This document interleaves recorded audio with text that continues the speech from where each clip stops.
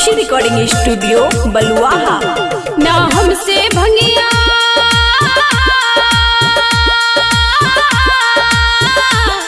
ना हमसे भंगिया फसाए गणेश के पापा कि नहीं हर जात वानी ढाला कोमल हमर कलाए गणेश के पापा सच कही बात माने।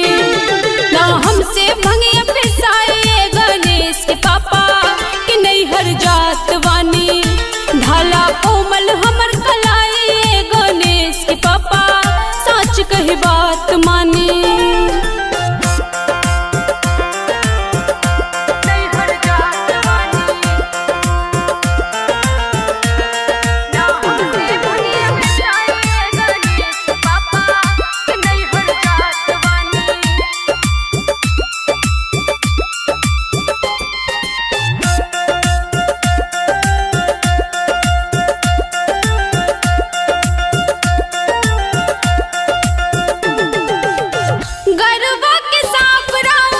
छोरे फुफकारी पिए खातिर दूध मांगे समझे लाचारी।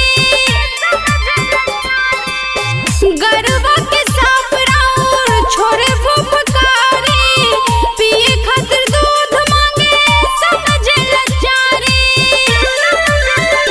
केकरा केकरा के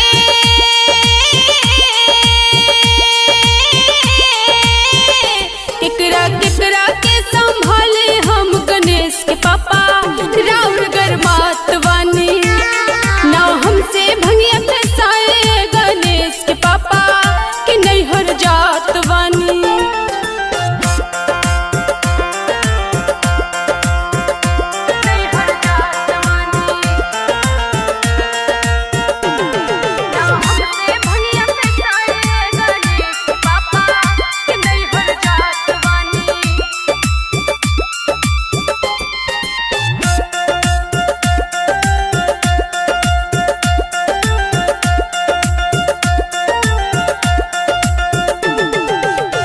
भंगिया धथुरवा राउर हमसे ना पिसाई बस हक डोरे धाके घूमलो न जाए।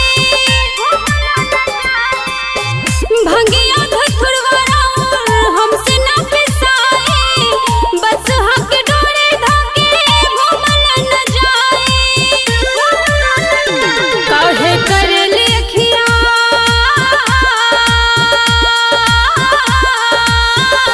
काहे करे लेखिया लाल ये गणेश के पापा काहे खिसियात वानी ढाला कोमल हमर कलाए गणेश के पापा सच कही बात मानी।